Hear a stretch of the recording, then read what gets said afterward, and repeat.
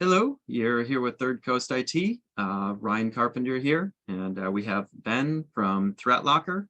He is one of our trusted solution providers. They have a tool that we leverage here at our shop to help keep people safe. It's a application whitelisting tool, and I just wanted to go through a real life scenario that happened last week, and have Ben speak to how Threatlocker could have been a service in this circumstance. So Ben, I've told you the story already, but it was a business owner that called me. They had gotten an email about a virus protection that had to be renewed.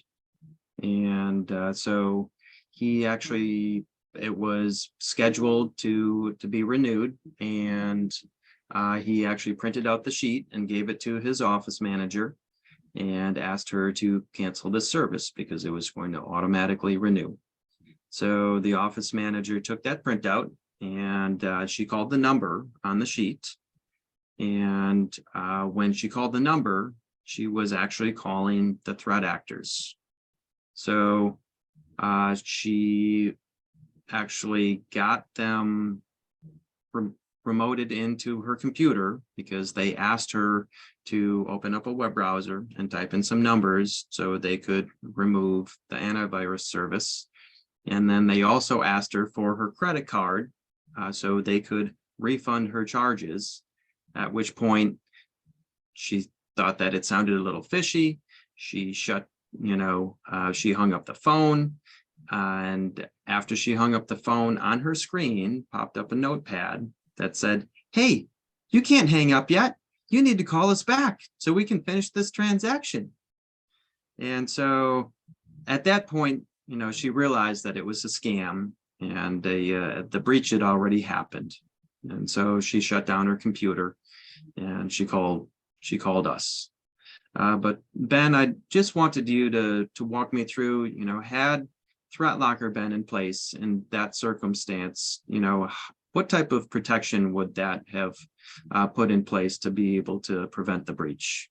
Yeah, great. So, I mean, the piece of software that you were referencing, the threat actors were asking the user to go ahead and install is, I think I know what piece of software we're on about. It's essentially a remote access tool.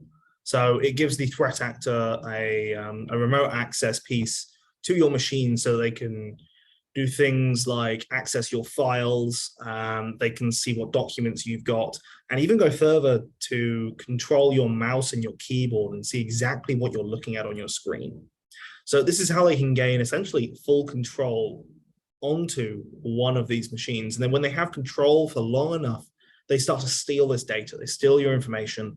They may implant pieces of software because you can use it as a file transfer tool, and then they could go ahead and actually run ransomware. Now, to be able to actually run this piece of software, you would actually have to go ahead and install something, or execute a file is the kind of technical term.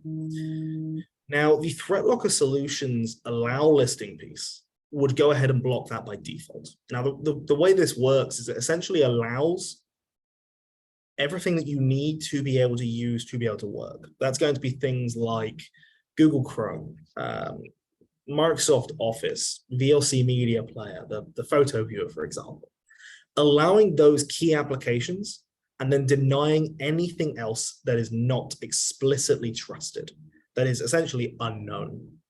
Now, because we're going down that route, I can block unknown applications. I can block applications that may be used in malicious activities, such as these remote access tools. And it also means that we can go ahead and we can stop things like ransomware from running on our machines.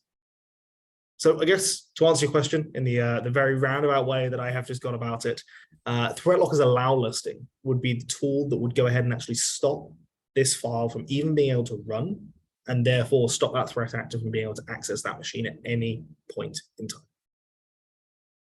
That's a great explanation. And it definitely, I know that this type of security works. I know that this zero trust stance that we have, that where we just take inventory of everything that's legitimate and don't allow anything else. It is so helpful compared to how we used to approach security, which is, let's make a list of everything bad, right? And try and keep everything bad out. And as we try and keep that list, it's an impossible list to be able to keep, especially when you compare that relative to the small list of things that you legitimately use and then just don't allow anything else. So just a wonderful way to keep people safe. And we're just very grateful for your service there, Ben. And you just guys have a great tool, and we'd love to put that in our solution stack.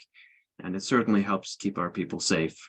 So, well, Awesome. thank you very much for